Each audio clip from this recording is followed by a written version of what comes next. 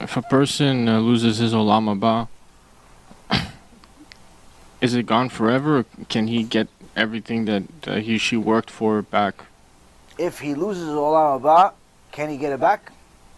Yeah. Did he die yet or no? No. Oh, yeah. So, as long as a person is alive, he could do tshuva. Now, the Rambam, Ilchot Tshuva, talks about details of who loses their Olam Haba. There are different people that lose their Olam Haba. There are 36 sins, and the Zohar adds another 12. 36 sins that a person can do in order to lose their Olam Haba. For example, a person that's with a Nida, a Jewish male that is with a woman that's not his wife. If she's not his wife, that means she did not go to the mikveh. So let's say, for example, he's 17, 18 years old, or he's 77 years old. Doesn't make a difference. And he wants to be with another Jewish person, a Jewish woman, but she doesn't go to the mikveh. That means that she's nida. The second he touches her, the second that they're intimate, they both lost Olam Haba. Another example. A Jewish guy. He's 15, 25, 35, 45. He saw something on TV. He saw something on a billboard. He saw something on the internet that got him aroused. He decided to waste seed. He acted on it. He wasted seed. He lost Olam Haba. A woman decides that she doesn't feel like keeping Shabbat this week.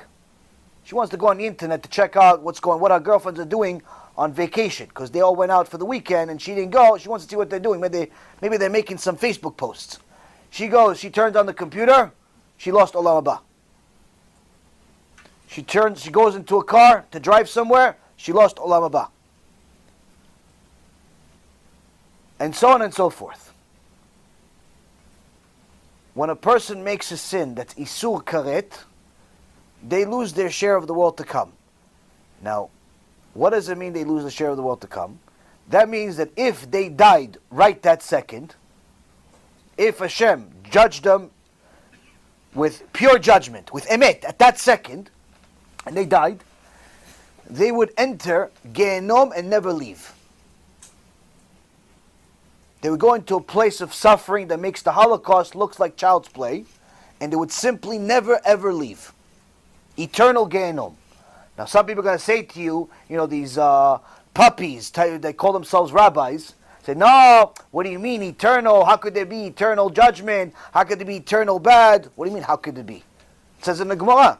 It says it in the Chumash. It says it in the Zohar. It says it all over the place. That's what it means. You have no share of the world to come. That's what it means. It means permanent punishment until the soul is completely destroyed. And the only thing that's left is the Chelek Elok HaMima'al, the part of God that goes back to the source. That's what losing Olam Haba means. Now, if the person is smart and lucky at the same time, smart that when they see the emet, they grab onto it, and lucky enough to live in a generation where Kadosh Baruch Hu has extra mercy to show every single person the emet multiple times. They take advantage of it and they do tshuva. They say, Hashem, I'm sorry, I didn't mean to violate Shabbat. Hashem, I'm sorry, I didn't mean to walk around immodest. Hashem, I'm sorry, I didn't mean to worship an idol called Yoshke or Buddha or money or whatever idol people have. Hashem, I'm sorry, I didn't mean to waste seed. I'm sorry, I didn't mean to go against you. I'm never going to do it again. They try their best to never ever do it again. They make certain fences, certain things to protect themselves. They know that every time they go to a certain place, they make sins. They don't go there anymore. They know every time they hang out with certain people, they make sins. They don't hang out with those people no more. They know that there are certain things that trigger them to make sins. So they show Hashem that they're serious, not just by words, by actions. And then they also give some tzedakah to make sure that their money is where their mouth is. They do tikkunim, and last but not least, they help other people do tshuva. HaKadosh Baruch Hu erases their sins. even though that sin was technically supposed to be an eternal Gehenom, and even if they've made that sin for 30, 40 years, 50 years straight. 50 years straight, every single day they made one of those sins. They could still go to Gan Eden and never enter a foot into Gehenom, if their tshuva is real. That's how much mercy Hashem has. I'll give you guys a chidush. There's a very famous midrash on the Song of Songs, Shir HaShirim, in a Midrash Rabbah, in Piska Hey. It's a very famous midrash that Shlomo HaMelech brings light to the world, where Kadosh Baruch Hu says, "Pitchu li petach kechudo shel machat, v'ani iftach lechem petach ki pitcho shel ulam." Open for me, an opening.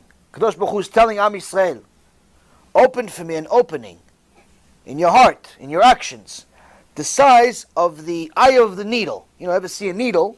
The needle has a small little hole in it. Hashem says, open me a little one like that,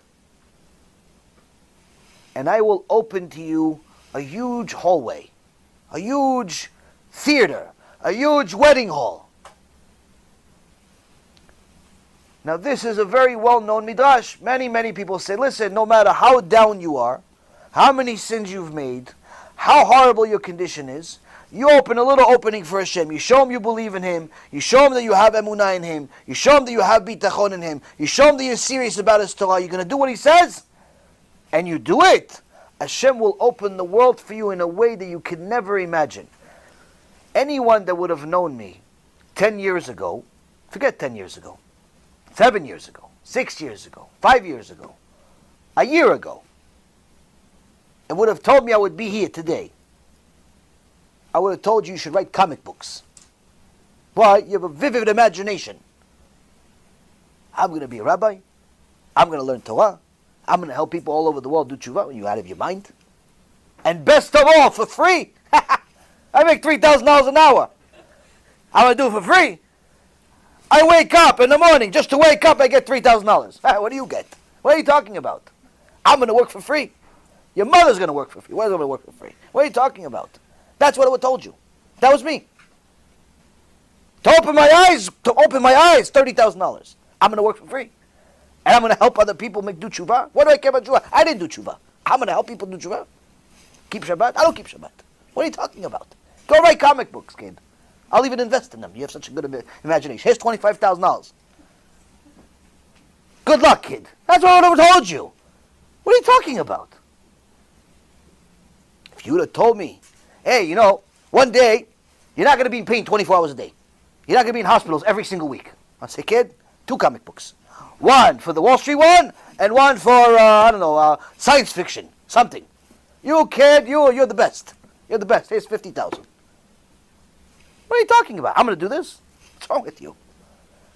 Rabotai, HaKadosh Baruch Hu could change the world in a second. In a second. I've seen it with my own eyes, on my own skin, and in many other people's eyes, in many other people's lives. People that literally, when I first met them, they were crack addicts. Not an expression, literally, crack addicts. You know, the worst, injecting themselves every day. Today, they're living a life you could only admire. You could only admire. Wife, kids, money, everything you want in this world. And that's not even, they don't even care about it. What do they care? They have a Kadosh Baruch Hu. People that came from the tumah of the tumah, Christianity, worshipped an idol every single day. Today, tzaddikim, have little tzaddikim kids, little cute kids with payas and everything.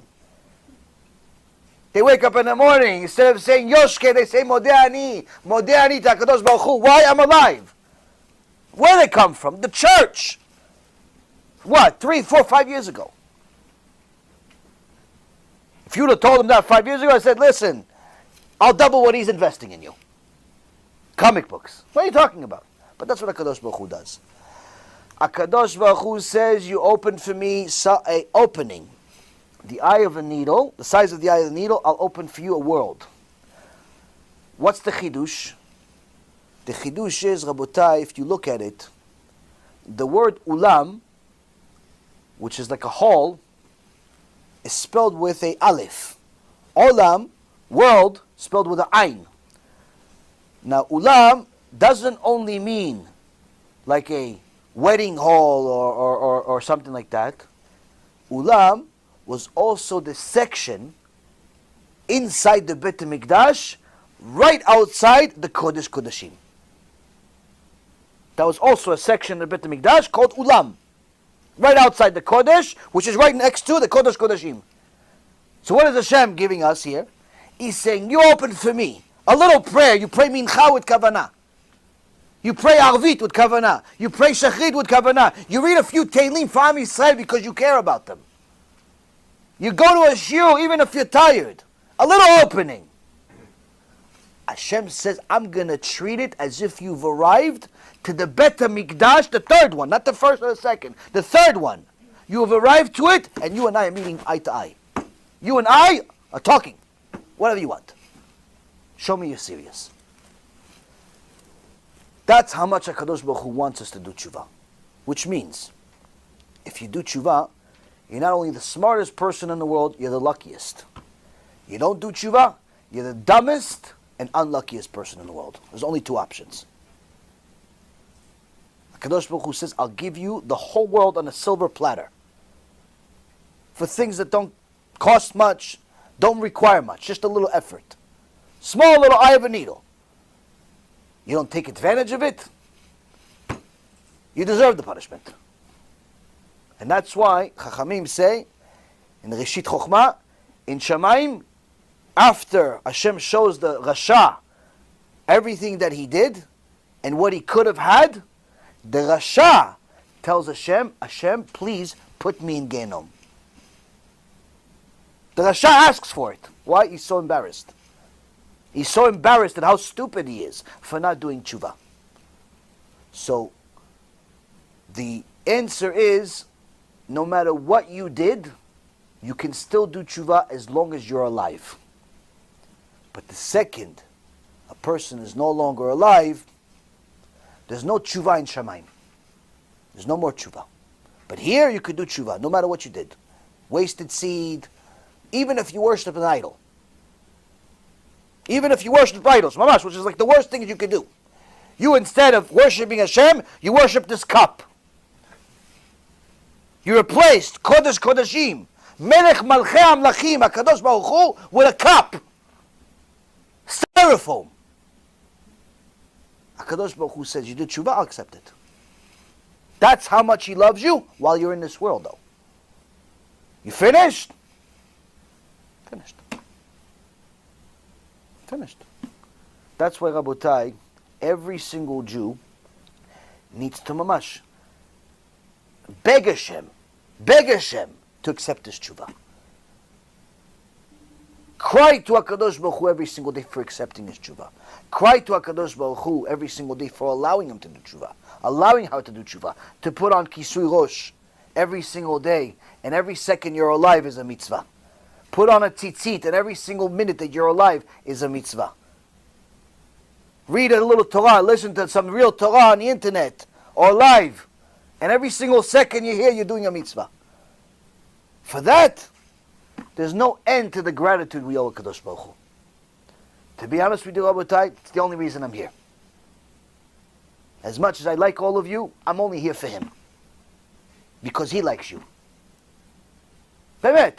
I could do this at home. I could do a video at home. I go in front of my computer, camera, and I can reach just as many people on the internet just by simply being at home in my pajamas. But since He loves each and every single one of you, much more than I could ever love you, much more than I could even love my own kids, I come. Why? Because He loves you, and you're His kids, and I love Him, and therefore I have to love you also. That's why I tell you, if you're already in a shiur, pay attention. It's for you. It's for you, the whole shiur. It's not for me. For me, I can do it at home. It's for you. This is a Kadosh Baruch Hu designed the world in a certain way to send somebody through Gehenom and back for years in order to arrive here today and give you a shiur. He's custom made the world just for you to have a shiur today. That shows that Hashem loves you.